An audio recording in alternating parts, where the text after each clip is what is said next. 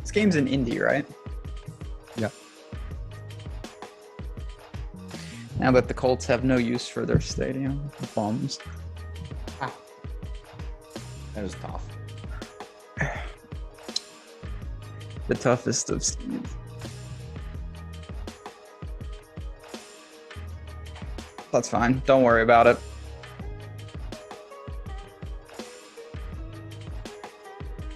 Yes, sir.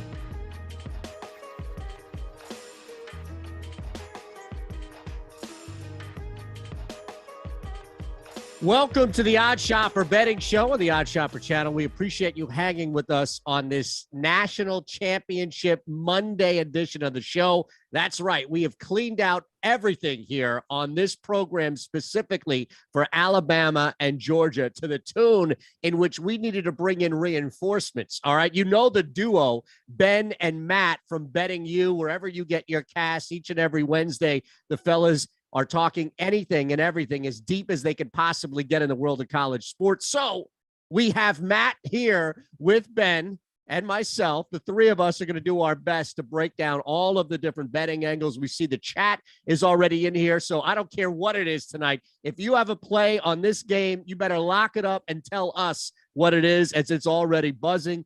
Rasa, we have to welcome in Gajewski here, as I am thrilled that the two of you have joined forces here to bless us on the Odd Shopper show. Yeah, it's only fitting. Obviously, that is our man for the college football. I know me and Matt did a VOD on this very channel this morning. I know he's excited for the game. I'm excited for the game. You're excited for the game. Chat's excited for the game. It's just going to be very fascinating to break this down with you guys. I'm looking forward to talking about it. I'm looking forward to getting into these plays. Here's the thing, Matt. I'm curious from you, sir, and welcome. You will fit right in on this show. I have no doubt about it. The chat is already going to be buzzing about your arrival here. Has anything changed? You know, the three of us, we did something for a channel that I work here, iHeart in Philly. We talked at length. You guys broke down every single bowl game on the Betting You cast as well. You stand over this game for so long. And I wonder if anything has changed with any prediction or any look or any real angle with this game, or is it now just like, all right, let's get to kickoff already? Get me to Monday night kickoff already. There was a little bit of injury news we were monitoring on the Alabama side. 2 offensive linemen went down in that game against Cincinnati, but according to Saban, they've both been able to practice. That doesn't necessarily mean that they're going to be fully healthy or play at a full capacity. We'll see that game time, but at least that's encouraging news. And as far as injuries go, both these teams are relatively healthy entering the game. So at this point, I think it is kind of just, let's get to kickoff. Can I jump? I just want to ask you on that side, because you know this personnel better than anyone. Is it the same story in the secondary for Alabama? So they don't have Job. They didn't have Job last week either, and they won't again, but they have the players to replace him, I think. Okay. Kool-Aid man, my guy. Well, is that a big difference for you if he's not out there, Ben? Are you fading that side now? No, I mean, I thought they held up pretty good against Cincinnati. Is a little different. I think Georgia will test them, and as you know, me and Matt have talked about this a lot throughout the year. Alabama's guys like Kool-Aid McKinstry, he's the #1 corner in the country for his class. So it's not like they're replacing them with nobodies. These guys can really play. They just don't have the experience. All right, let me come out right away, throw something at you, gentlemen, and let's start the conversation here, okay? Because if anybody out there likes Georgia in this game, you're going to get even money, depending on, right, you're looking around everything here. Odd Shopper, of course, is the free site that we have everything, especially for our New Yorkers in town that can now go ahead and legally place a wager. We have this portal for you, all 3 books that are available for you. You can get these great bonus incentives, etc. So depending on where you're looking at it, from 2.5 to 3, the return there, the money line's going to be similar, that -140 angle or so, hovering, depending, I guess, for Georgia, a little bit higher for Bama. If you like Georgia in this game, then look at the history, right? 4-0 Saban against Smart, but those are blown leads, right? Georgia, halftime, full time, assuming that they can finally close it, can get me plus 135 here. Isn't that something to consider as opposed to just laying the 3 points or laying 140 or higher on the money line? You want to take that one, sir? Go ahead. I think I'm welcome to my witchcraft is what Rasa was telling you, man. Yeah. Yeah. Well, Ben, I know you're on the Georgia side, so maybe this is a better one for you. See, I am on the Rasa, Georgia you're side. going to push this off on Matt, Well, even though this is your side. I was just getting him acclimated to the show because it gets a little dangerous here. My madness. I do think it is actually really important for Georgia. They can say, and I do believe them, that, you know, they believe they can win. They're here. They've got their chance. They're confident. I think it's important for them to get off to not a quick start, but not a bad start. If they fall behind and the pressure mounts and it's here we go again, and it starts to devolve, I don't know how often they come back. On the flip side, I think Alabama can come back just fine if they fall behind. So I am a little intrigued. I think if Georgia wins, they are more likely to win kind of from start to finish than Alabama. I may sprinkle at that. It's just, for me, there's not that much of a difference. You can still find Georgia easily inside 3. And at that point, I'm not sure if I want to mess around, maybe a little live. I do like Georgia. I'll get that out right now. I liked them against Alabama the first time. I was wrong. I think they're going to look a lot better. I think they learned a lot against Michigan, and some of those lessons will be very important tonight. Matt? So You're on Bama? I agree with Ben in a lot of ways. And a lot of what Ben and I have talked about in the past when we're going to back teams, fade them in certain spots, especially in spots like this, where it's a highly contested game, is can this team play from behind if they get there? Georgia has had a lot of questions with this all year. They didn't have a single margin of victory within 10 points until they obviously dropped the game to Alabama in the SEC championship. So those questions are still there. When they faced adversity against Alabama, things did not go well.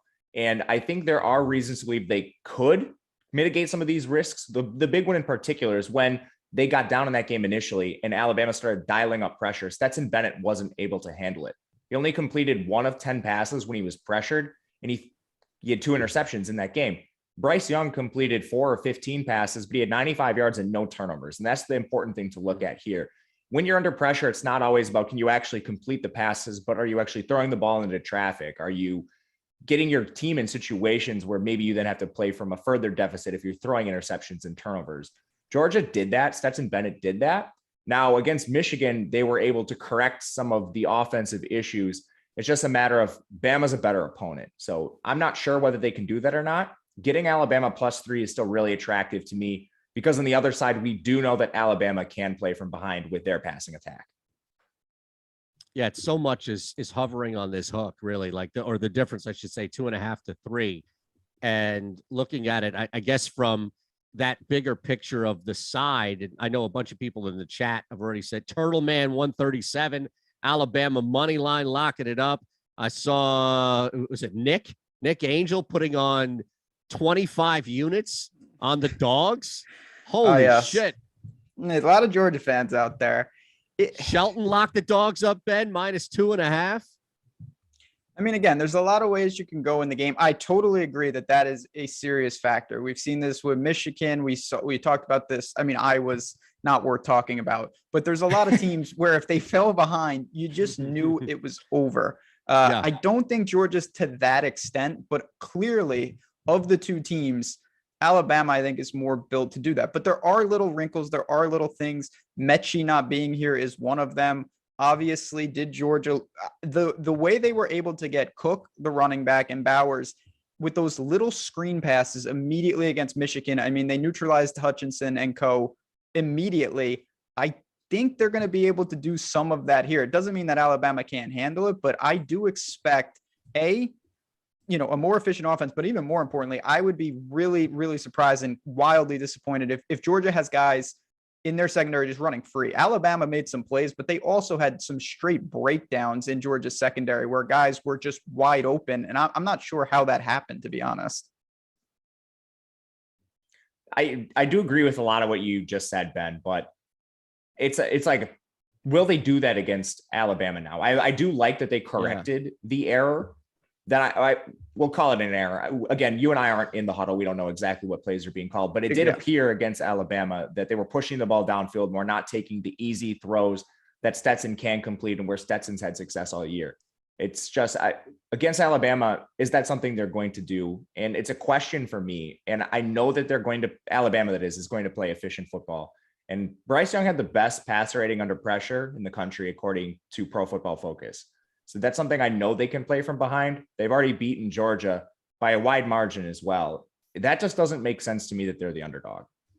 Do you think that general consensus, and look, some of it is just based off of the appearance of the book. So yeah, the average person in the public that makes up that flock may just follow along with what they're being told, money line or the actual spread. But I'm curious for you guys and sharper individuals like the two of you, the general consensus is that Georgia's going to come out and that Alabama can come from behind because they're able to, they have the talent to do so. If you flip that, how likely is it that, because a lot of times we all think we know exactly what's going to happen and we go and the opposite comes out or something really different and maybe a different angle to that comes out. Bama winning the first quarter, Bama winning the first half, Bama money line on these areas here in the first part of the game where, and I know I threw out the halftime full time for Georgia, but I'm trying to look at this other angle where I feel like it's probably not going to be as heavily bet because maybe people are just convinced that Alabama can play from behind. Therefore, they're destined to play from behind. But I guarantee you could probably find a pretty sneaky value jumping on Alabama in the first quarter, first half, doing anything, if it's just winning or even laying an alternate spread. The alternate spread's interesting to me, and I think you can mess around with them if you find solid numbers on it. I think the line is pretty efficient overall, the full game line. This is one, Ben and I were talking about this earlier. I grabbed Alabama at plus money, immediately expecting them to take some action, and they have. Not quite as much as I thought initially. I was trying to middle this, hopefully with like a Georgia -1, but it hasn't gotten to that, and I don't think we're going to see it. I am interested in the Bulldogs, but I think I might just hit this live if I can get a better number. So real quick, Ben, on that point there about hitting it live, and before we get into that, just to follow up with something that Matt said about really the first half or I'm sorry, not the first half, the alternate spread here. Mm-hmm. If you're on Bama and you can push this to, 2 or even 3, Alabama -3 is plus 150 on an alternate spread, which is not insane right now if you like Bama to win this game. No, I mean, even as someone, obviously I'm not doing that because I know you don't. I'm not going to bet Georgia, but I totally acknowledge that a team like Alabama, they just might simply have Georgia's number and they handled them. It's true. This is honestly a point I feel like people aren't bringing up, and it's not, I don't think overly indicative, but it's not that Bama just beat Georgia. They were fully in control in the game. It wasn't particularly close at the end. So this is a situation. There is obviously equity that Alabama just has the right personnel and they know what they're doing, and Georgia's adjustments will make little to no difference. So I don't mind dabbling that. Honestly, trying to take out even my prediction, I would rather bet Bama as an alternate line than bet Bama plus 2.5. I think that would be a mistake, to be honest. I think that you could look to a more exotic, aggressive bet in that market than just take them at this spread. Again, as a Georgia person, I'm waiting because I don't think it's going to tick to 1, but maybe it ticks to 2. I don't think it's in danger of going to 3.5 or anything like that. So for me, that's where we're at in this. And then obviously we're going to delve into it in a second. We've got, smaller edges on the player props, but there are some player props available for a big game like this tonight. Yeah, unfortunately, I'm going to have to Venmo you some cash because I'm in a state that doesn't allow me to. Join the club. New York, you can't do that, but it's still exciting to at least have the lights on here. Yes. So, all right, look at this. Let's look at this, Matt. Since you're on Bama, I'm going to appeal more to you. I've already placed that pre-game wager like you a while ago. I got in Bama plus money, so I'm locked in on that side as well here. But let's push what Ben said. Bama -2.5 first half is plus 155. And then Alabama -3 for the game, the alternate spread for the game, is plus 150. So even looking at those two as opposed to what you're getting for the actual spread for both the half and the game. If you were, it's kind of just putting numbers next to Ben's point, right? Which is, if you're going to take Bama, you might as well flip it. And you're getting somewhat of a decent return here on that, where it's not just bringing it to even money or like a plus 120, 155 to lay 2.5 in the first half for Bama and 150 to lay 3 for the game. Even if you wanted to only lay 2 for the game, that's 135, but I would just push it up with that push and play at 150. Yeah, I agree with you. And plus, you're going through a key number there. So that's where I lean to. The line is efficient in my eyes right now. So when you can't get Bama at the +3, +3.5, there's not a ton of value on this spread right now, but there is a very real chance that Alabama does win this game outright and win it by a decent margin. We've already seen it. So I do agree with Ben and you. If I'm betting this today, that's where I'm looking as an Alabama backer. So I want to get in before we bounce on out of here. And again, we will have whatever you need. Me and Matt live before lock tonight on the main channel. We're going to be building lineups. We're going to be doing all sorts of things. And if we get news or anything, we will update some of this. But I want to kind of dig in, because to me, in college particularly, there's just like so many more guys, it feels like, and it's a little harder to nail down usage and roles. Is there someone, and again, I have my own feelings on Georgia, but like, Matt, is there someone on Bama that you think is crucial? Does it need to be Robinson in the backfield? Does it need to be Jamison Williams just being an alpha on the outside? Is it a little combination? Like, who, if anyone, do you really think is primed for big production tonight? And then does that lead you to any player props? There's a few player props that are mispriced. The biggest key, I think, is going to be replacing Mechie, who played part of that SEC championship game. Yeah. But it's not always, with Alabama, just a 1-for-1 replacement at receiver. And that's what they've kind of done in the past with the Judy, Ruggs, some of the really good receivers they've had. But this year, they have that depth, but it's all really young. So one thing they've actually done is go to more 12 personnel, and they have the tight ends to do this. Jaleel Billingsley, you can find his prop at 14.5 receiving yards in some places. I'm comfortable with this up through maybe 17, 18. But Billingsley, he's their receiving tight end. Think of him as like your bigger slot receiver. He's so athletic that he's a guy they often use on kick returns. He's seen elevated snaps and elevated routes since Mechie went down, and I think we will see that here. So I like over 14.5. 14. Okay. What about, I'm sorry, Ben, did you have another one too? No, I absolutely agree with that. Even again, there's certain props that I don't think are overly indicative of the outcome. And that's one I'm on board with regardless of who you back. I think that it's just a bad number. I think that Mechie's loss will be felt by a lot of guys. I think a lot of people just assume like, oh, next man up with receivers. And there's some truth to that. Alabama will, I think, get the tight ends a little more involved. And Billingsley is someone you might only need one catch, 2 when you're, I'd say, definitely there. I feel really good about that.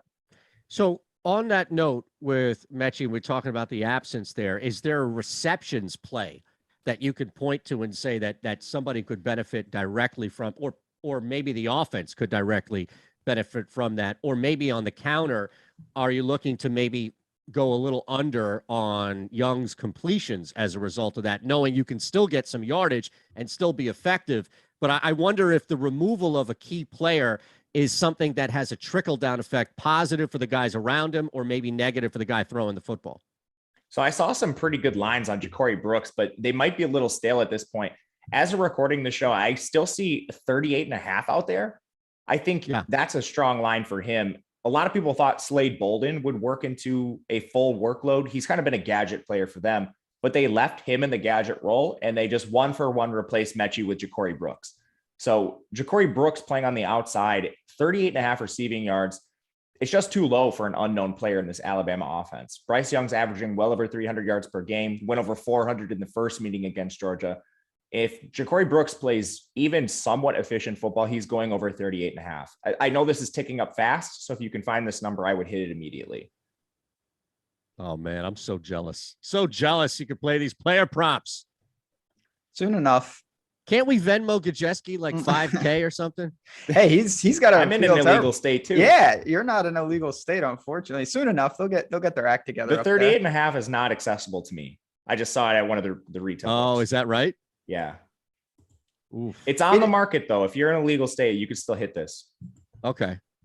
Is there, we're winding down, so I want to get to any other player props that either one of you guys have that you've seen Maybe it's an unpopular one if you like Bama, to the effect of fading Bennett and then anybody really on Georgia. So just kind of looking at if there was anybody else, maybe a sneaky play that we can bring up before we lock it up.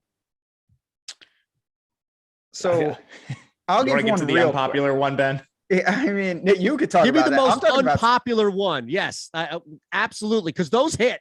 All right. The popular ones, I don't want to bet one that a million people are betting. I want to bet one that you're betting that's going to hit.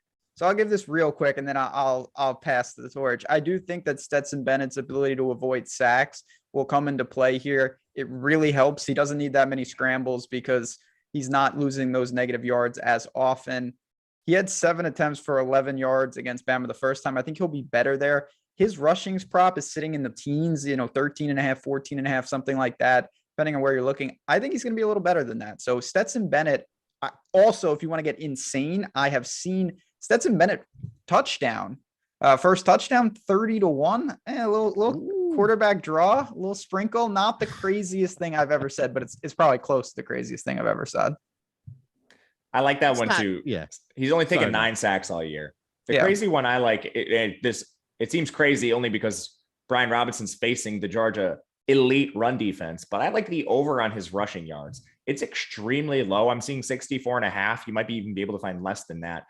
That's like the tail end, the very bottom range of outcomes, in my opinion, for what Robinson is going to do.